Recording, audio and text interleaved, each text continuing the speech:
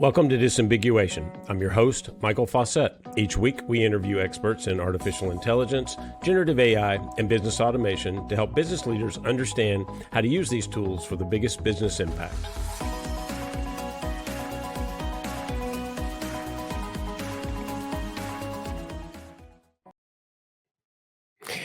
Welcome. This week's episode is going to be a little different from the normal interview format. So we're going to take a look at and dive into what is one of the hottest topics around these days, agentic AI. And it's really going to fundamentally change how organizations operate. The digital workforce powered by agentic AI is having significant impact already, and certainly has tremendous potential. And this isn't about, old school chatbots or recommendation engines or machine learning or algorithms, that sort of thing. Not that those aren't important. They're certainly the foundation for a lot of what we've done. But this is about systems, AI systems that can work alongside your human employees as colleagues, not just as tools.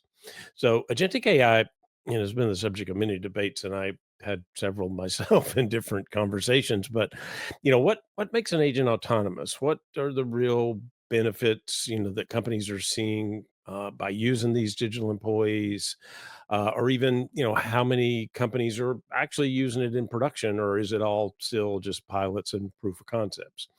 So I just took a survey out of the field and about agentic AI, and I think the data, well, to me at least, was surprising, and I found out that at least based on the survey, the transformation is much further along than I had originally thought.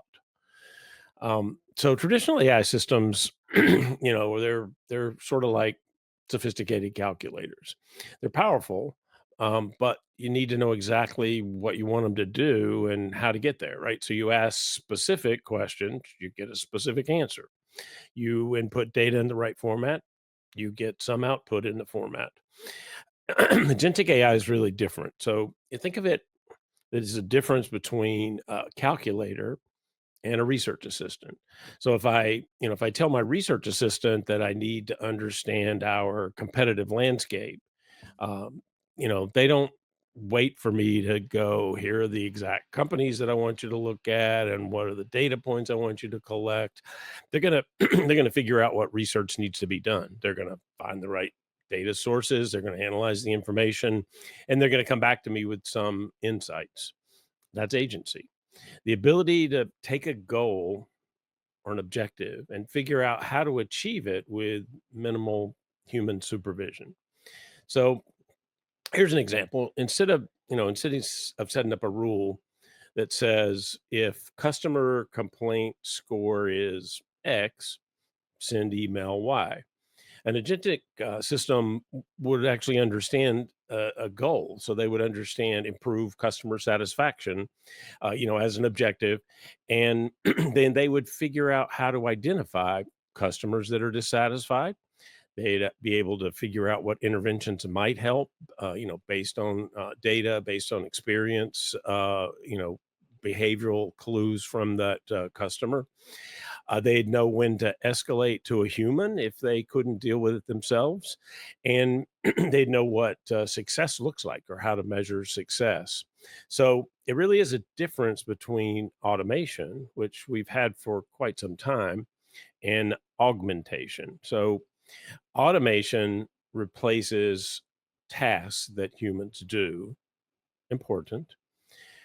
Augmentation creates digital workers that can actually work with the humans through shared goals, collaboration, as it were. So, that distinction matters because it changes everything about how organizations can use AI. Instead of automating individual tasks, think of RPA implementations over the last few years, for example, robotic process automation. Now, instead of just having it deal with routine task, predictable, repeatable task, companies can delegate a whole workflow to a digital employee or digital workers, and they can navigate the complexity. They can make decisions, and they can adapt as things change. So as they get feedback in the process, they can change their actions to get to the desired outcome or goal. So that's actually why I've been working on this now for about 18 months. I mean, I started with generative AI, what, 2.5, 3 years ago, whenever it was, and that obviously was interesting, but really over the last year and a half or so, you've seen this movement more and more and more towards agentic versus just the generative.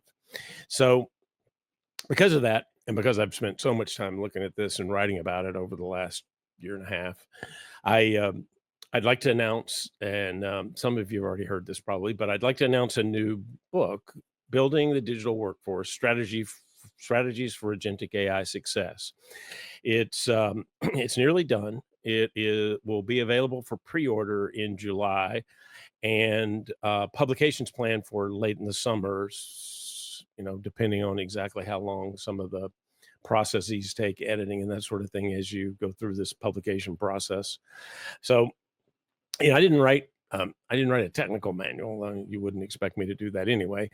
Um, and we don't need another technical manual about AI. There's certainly plenty of them.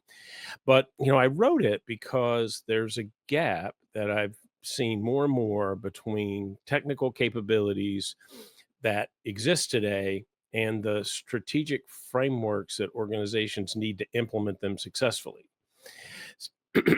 Here's what I kept seeing. So companies with clear business cases for agentic AI, technologies that could deliver real value, they understood that value, but the implementation struggled or even failed because of organizational governance, organizational structure, strategic issues that had nothing to do with the technology itself.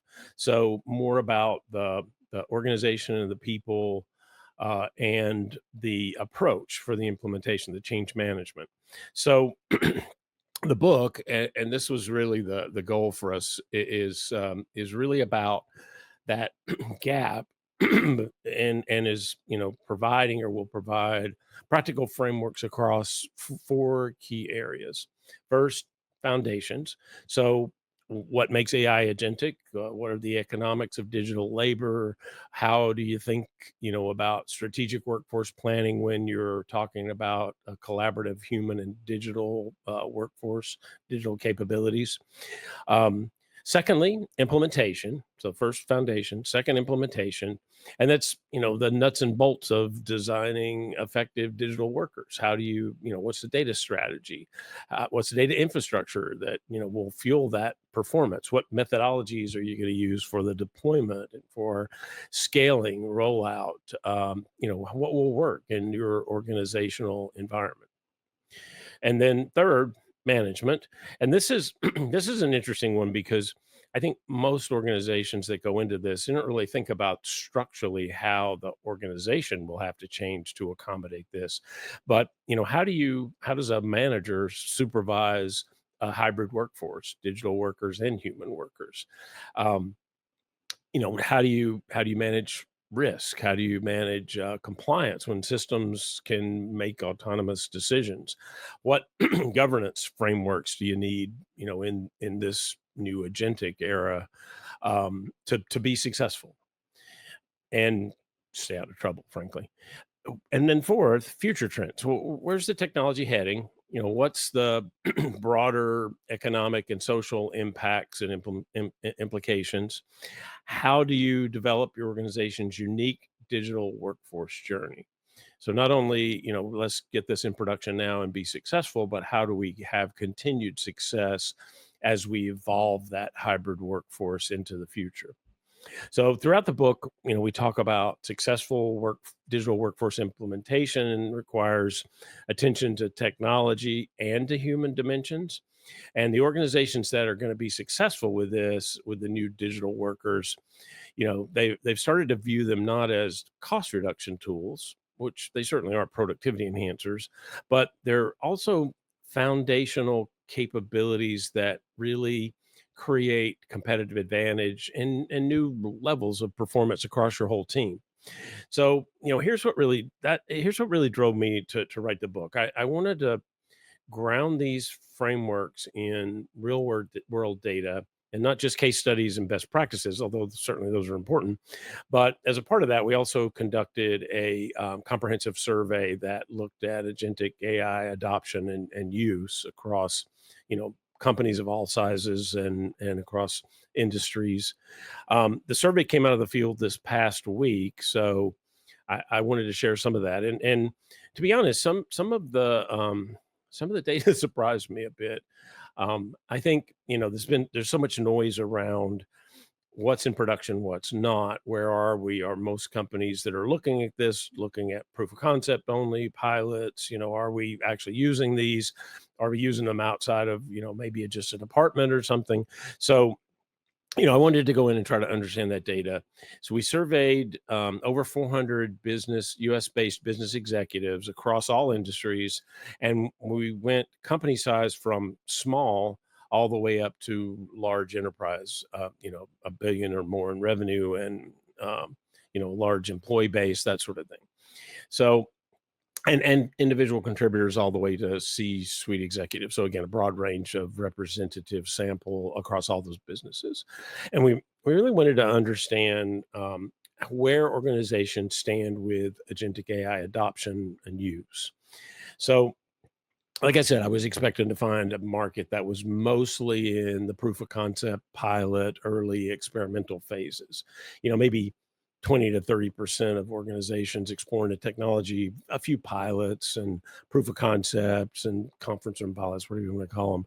Lots of uncertainty about value and implementation approaches. And in fact, I did a live show last week, Tim Hughes, and and that was one of the audience questions was, our company seeing real value out of this? And I've pushed back on that because I certainly have seen good examples of businesses that are getting a lot of value out of it already. So I'm not saying that there's not good evidence there, but I was wrong about the the level of adoption that we're seeing. So the headline, as I went through and developed the narrative from the survey, is that nearly 90%, so 89.1 to be exact, organizations are already exploring or have implemented agentic AI. So think about that. 9 out of 10 organizations have moved beyond the should we look at this and are starting to have conversations about how do we make this work. Now, but the really striking part, though, is that 49.1% or nearly half already have active production deployments running in their business right now. Not just pilots, not experiments, but production systems that are, handling real business processes and workflows. So, this isn't that sort of early, cautious, experimental market that that most industry observers have described recently. It's a landscape where, implementation experience rather than theoretical exploration is really starting to dominate organizational thinking. So, as the strategic that level of strategic sophistication was surprising, right? So we asked organizations, how they viewed AI, agentic AI strategically, and only 18.5, nearly 20% see it primarily as a cost-cutting tool. Instead, 26.8 or nearly 27 view it as a competitive advantage. 24.8 see it as transformative opportunity, and 19.5 consider it a competitive necessity. So that means 71% of the organizations that we surveyed view agentic AI as essential for competitive positioning rather than just operational efficiency. Now, that's a shift, and that's something that I admit I didn't think we were nearly there, but apparently we are. So these aren't just IT projects, right? These are strategic initiatives that have executive support. So that's where it really gets interesting, right? We asked about the transformative expectations, and 79.8 of the respondents say they expect agentic AI to fundamentally transform their industry within the next 5 years, not incremental improvement, not this, continuous innovation, but fundamentally transform their industry within 5 years. So you have a market where 90% of the organizations that we surveyed are active already. Half have production systems running, and 71% see it as a strategically essential initiative, and 80% expect fundamental transformation within 5 years. But there is, of course, as always, a bit of a plot twist. So, despite the widespread adoption and clearly, strategic confidence that organizations have, they're struggling with execution. And the barriers aren't necessarily what you might expect. When we ask organizations about challenges, um, unclear ROI or business case was dead last at only 9.9%, so around 10% of the organizations. So that question that I get asked a lot, where's the value? Are companies seeing value? The answer to that is resoundingly yes, they are seeing value. They're not focused around, ROI or business case anymore. They really do understand the potential. That's not the problem, but the barriers, and these are very interesting, and certainly a big part of the book will be focused around this, but there are three things: technical integration complexity, 48.5%, skills and talent gaps, and that's not surprising. It's 42.1%, and data quality and availability issues. Again, not a surprise. AI doesn't work without good quality, clean data. 40.6%. So it's an interesting paradox. Organizations have moved beyond questioning whether they wanted to implement agentic AI, but they're struggling with how to implement it successfully. So technical integration, that doesn't really surprise you. If you think about the context of how you use these agents in a workflow, a lot of that is going to be designed so that the agent has access as integrated to lots of your business systems. And as most of you know, that a lot of companies have a lot of different disparate systems that are at different levels of sophistication, and some are very old, some are new, some are legacy. So you think about that technical integration challenge, it's a very complex problem to deal with. Enterprise applications, you got data sources, databases, data lakes, data warehouses, workflows. They weren't designed, a lot of those systems are older, and they just simply weren't designed to be a part of this agentic approach. So, the the architecture of it into your organization. So how do you how do you take that agentic AI solution and and integrate it into your current systems? Because you're not going to replace those, at least most companies aren't for a while anyway. How do you make those work with all of these different kinds of integration challenges? That's one. Then the second one, the skills gap, is also very important, and successful implementation really takes more than just technical expertise, although AI expertise is certainly important, but they also need domain knowledge. So your industry, your business processes, you need integration skills, you need change management capabilities, because this is going to be a big change in how employees work when you're talking about a collaborative hybrid workforce. And then business analysis. So taking a process driven approach, understanding the workflows and understanding how those lead to use cases that you can apply a digital employee towards. You're not going to find that in one person, of course, but even in a team, that's a fairly complex set of skills that are not easy to assemble. And then data quality. Every time you have a conversation about AI, somebody, luckily, will mention data quality, data access. That's absolutely critical for the system to work, especially in an agentic system where you're giving it some level of autonomy, and you are, expecting it to work through, reason through objectives to get to some specific outcome. So, the system's only as good as the information it can get. And honestly, most of the conversations I have with companies that are involved in any sort of AI implementation, but particularly in agentic, you know, they are finding that their data isn't clean enough. It's not easily accessible. I mean, you think about the proliferation of systems, enterprise systems over the last 30 years, 40 years. Um, every time we add a new system to the business and don't integrate it into your complete overall infrastructure and architecture, you create another data silo. You create those organizationally too.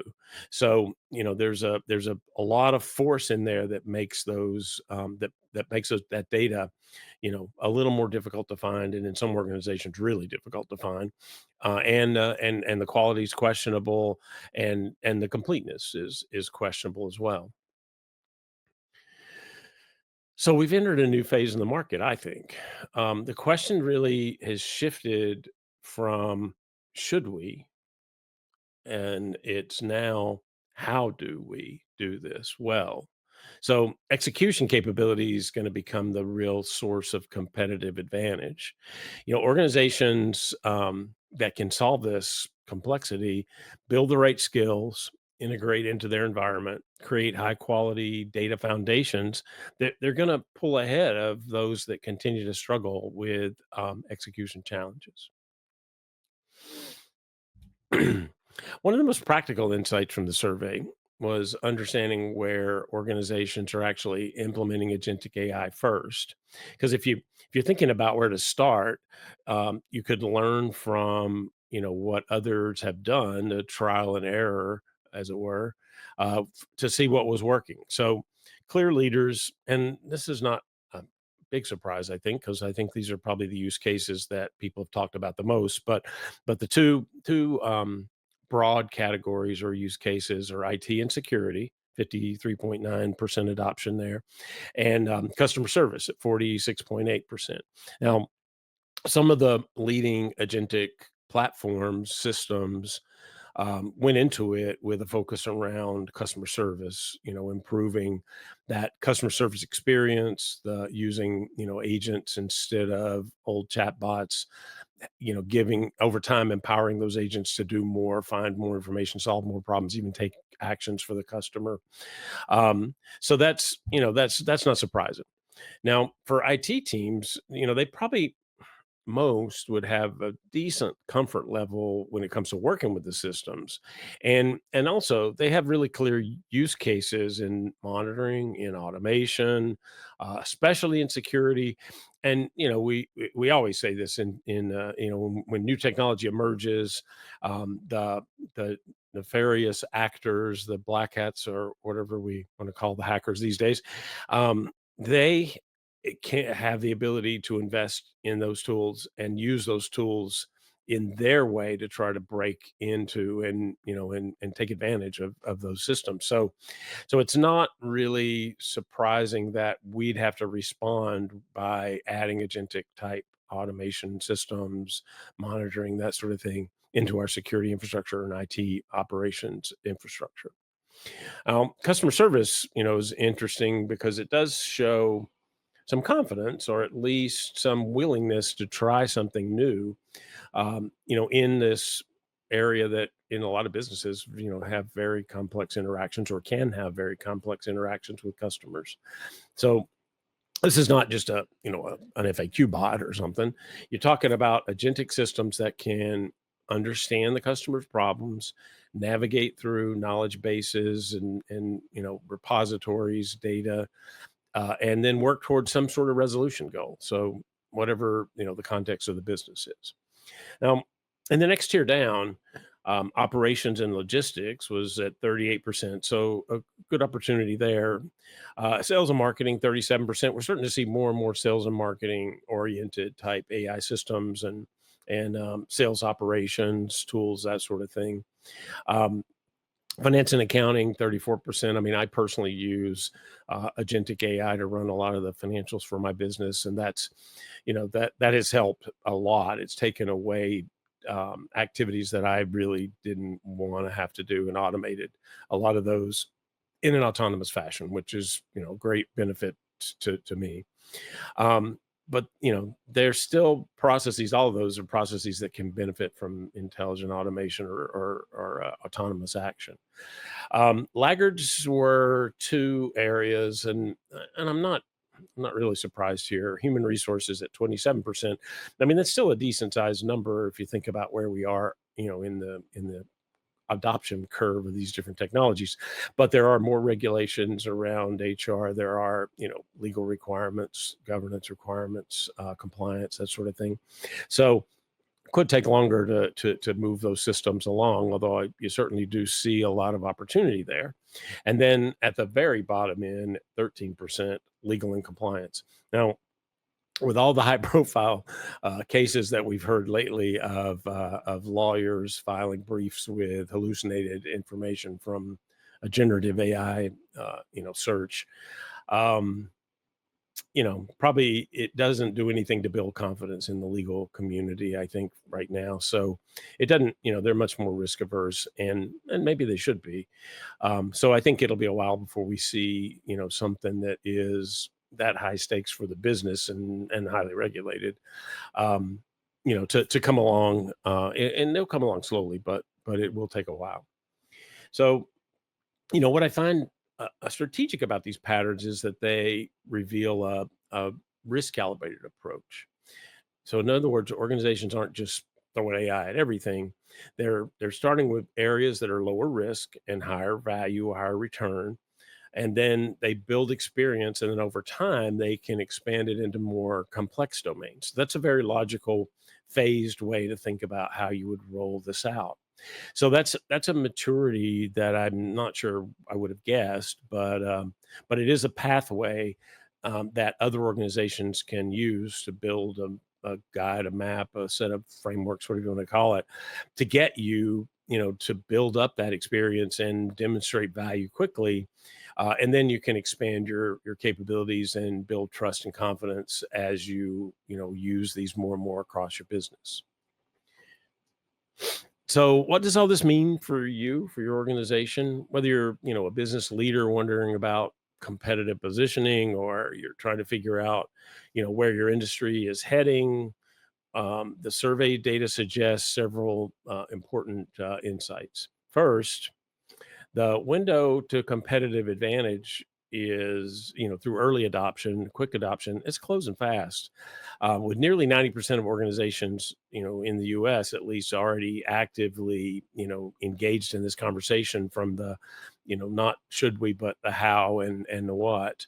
Um, Advantage increasingly flows to those that execute more effectively rather than just who leads the way, those early adopters, right? Because it really is going to come down to the effectiveness of the use of the tool in your business, or the shift to a digital workforce. Then, secondly, and I mentioned this before, but we've moved from whether should we do it to how do we do it. And that's, very few companies in this survey seem to be hung up on that debate. Um, and if you are, perhaps you're having the wrong conversation. And the question really is how to build the capabilities you need to be successful with the implementation itself. And then third, strategic sophistication matters more than technical sophistication. So and there are a lot of tools, a lot of platforms, a lot of agentic, tools out there that are no code, low code, that allow you to deploy agents. There are marketplaces with agents that are nearly ready to deploy. So it's more about, the competitive positioning rather than the operational improvement. It's more about using it from a innovation standpoint, a customer satisfaction standpoint, a market penetration, revenue growth, all those things, right? Versus just thinking about it, in a technical way, or a technical approach. And then lastly, investment in execution capabilities is really the priority. Technical integration expertise, talent, skills development, and organizational adaptability. For building those capabilities to help drive success, a lot more than just choosing the right technology. So if you look ahead, the survey data suggests that we're entering a really critical period where agentic AI transitions from emerging opportunity to competitive necessity or imperative. The organizations that thrive will be those that combine strategic vision with execution excellence, implementation excellence. So that's where the book comes in. Building the Digital Workforce is designed to help you get there. The book provides the frameworks, methodologies, practical guidance to navigate through this transformation successfully. Whether you're just beginning to explore agentic AI or whether you're already, managing multiple implementations, and over time we plan on building a catalog of more and more resources around that book to help with, help companies be successful implementing agentic AI. So, building a digital workforce strategies for agentic AI success. That's the at least the working title. Pretty sure that'll be the final title. Will be available for pre-order in July, and then and you can find that at yourdigitalworkforce.com. I'll put that in the show notes as well. But that's the website for the book. You can already go there and sign up to get on the mailing list, and we'll give you updates on when it's available for pre-order, that sort of thing. And then you can find, out, be updated on kind of where we are in this and when it'll be actually available, how much it's going to cost, that sort of thing. So the digital workforce revolution has begun, and it's not whether you should do it. It really is. And the data shows this, that really is about how do you do it? What should we be doing now, and what plan should we be putting in place to leverage these technologies? So thanks a lot for listening to this episode. Hopefully you made it all the way through. And until next time, we'll keep cutting through the noise. You can check out. There's a good bit of information on the blog, and actually, there's an infographic on the yourdigitalworkforce.com site, and also posted on the Arian research blog that takes you through some of this data if you just wanted to take another look at the data. But anyway, really appreciate you listening through this, and hopefully you'll take a look at the site. And when the book's out, order, please. Thank you. And thanks for listening. And that's the show for this week. Thank you all for joining us. Remember to like, share, and subscribe to the show. If you enjoy the show, please leave us a review to help others find us. For more research on AI and other software, check out arianresearch.com. If you're an expert in AI, generative AI, or business automation, either as a provider or an end user, email your information to disambiguation@arianresearch.com. Don't forget to join us next week. Disambiguation is an Arian Research production. I'm Michael Fauscette, and this is the Disambiguation Podcast.